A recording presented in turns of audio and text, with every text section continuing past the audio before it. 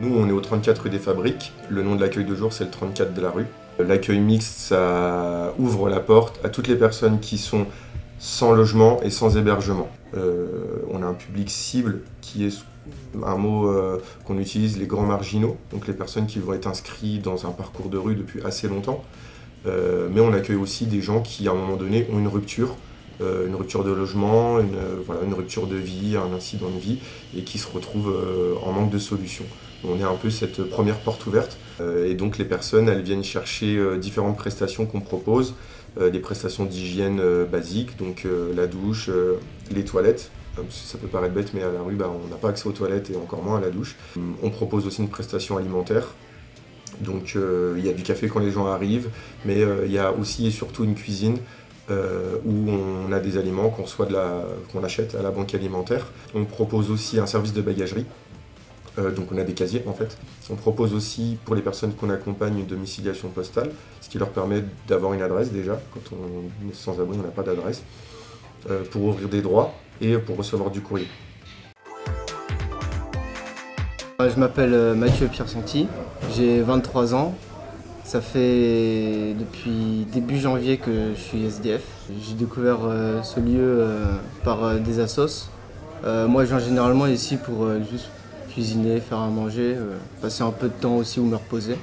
Tout à l'heure j'ai pu faire mon CV, ils m'ont aidé. Donc on peut faire quelques démarches ici, tout ça, quand on n'a pas accès à l'ordinateur ou à internet tout court. Moi ça me dépanne bien en tout cas. Je m'appelle Echte Jérémy. J'ai connu l'ancien accueil de jour, le nouveau, ça a bien évolué. L'ancien, ils ont bien évolué quand même. Ils sont à l'écoute, ils aident dans les papiers. Il y a MC qui vient aussi de temps en temps. Une masseuse qui nous fait du bien parce qu'avec nos sacs, une coiffeuse aussi. Et là, ils sont bien développés, il y a plus de place. Alors, la douche, machine à laver. Là, les télés, ça fait du bien. Et puis, des fois, les jeux, on lit, on se sent un peu chez nous, quoi. Du coup, nous, on est une équipe de professionnels, travailleurs sociaux, assistants de service social ou éducateurs spécialisés, en tout cas diplômés du travail social. Et on utilise du coup cette formation pour accompagner les gens dans un accompagnement qui est assez global. Donc l'accès aux droits, l'accès aux soins, l'accès à l'hébergement ou au logement, évidemment. Et il y a tout un tas de petites choses parallèles. Déjà, avoir une écoute pour des personnes qui sont très isolées, puisque notre public il est souvent très isolé. C'est important, avoir un lien de confiance pour des personnes qui n'ont pas forcément de proches en qui peuvent faire confiance en tout cas. Donc tout ça on le propose aussi, mais c'est plus de l'informel. Voilà. Et en fonction de ça, on va essayer de créer un lien. Et en créant ce lien, on va pouvoir faire émerger des idées ou un projet pour que la personne elle puisse améliorer ses conditions de vie. Dans notre accueil de jour, on accueille toutes les personnes de la rue, mais on n'accompagne pas toutes les personnes qui sont à la rue. Nous, on propose un accompagnement aux personnes qui sont soit fortement ancrées dans la rue, qui ont un parcours de rue assez long, soit qui ont des difficultés à se mobiliser et qui du coup vont pas forcément être en capacité de pouvoir se rendre dans d'autres endroits pour aller chercher de l'aide dans l'accompagnement. Ils viennent à notre service, on sait que ça peut être déjà compliqué, donc on préfère ouvrir un accompagnement chez nous. Alors les accueils femmes, c'est tous les mardis matins de 10h30 à 12h30. Pourquoi un accueil femmes? Parce que donc, du coup il y a une minorité de femmes au sein de l'accueil de jour. Ça nous permet du coup de voir des femmes qui sont pas trop à l'aise sur un collectif mixte. Comme par exemple aujourd'hui à la présence d'une sage-femme. Ça permet de parler des problèmes de femmes, des problèmes qu'on n'aurait peut-être pas le temps de parler non plus sur un accueil de jour où on accompagne une 60aine de personnes. On peut mettre en place des petits projets, que ce soit des projets cuisine, mettre des petits ateliers d'hygiène, des choses comme ça. Tu ne veux pas rester comme ça fait 2 mois. Tu fais pas, c'est pas une vie, tu as l'habitude de repasser tes vêtements, d'avoir ta machine à laver. Mais toi-même, dans ta tête, tu as mené une vie de femme. Tu as mené une vie de mère d'enfant. Et normalement, en tant que mamie, je ne devais pas me retrouver dans ce genre de situation. De manière générale, nous, on va voir toutes les personnes qui sont dans la rue, qu'elles soient en situation de manche, qu'elles soient dans des campements, qu'elles se soient abritées dans des abris de fortune, qu'elles se trouvent dans des parkings souterrains, ou qu'elles soient à même la rue, sur l'espace public.